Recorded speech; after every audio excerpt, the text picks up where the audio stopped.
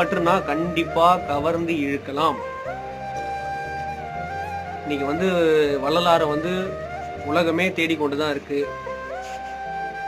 விவேகானந்தரை உலகமே பார்த்து கொண்டுதான் இருக்கு. அன்னை தெரசா அன்பாலே இந்த உலகத்தை வென்றாங்களே.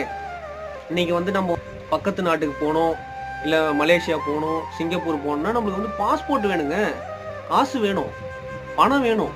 ஆனா அவங்க அன்பாலே வென்றாங்க. அந்த அன்பாலே உலக நாட்டுல இருக்கிறவங்க எல்லாருமே நீங்க இந்த நாட்டுக்கு வாங்க, சேவை செய்யுங்க, இந்த நாட்டுக்கு வாங்க, தொண்டு அப்படின்னு கூட்டாங்க. பாஸ்போர்ட்டே தேவையில்லை, நீங்க வாங்க, நீங்க வந்தா மட்டும் போதும் அப்படின்னு கூட்டாங்க.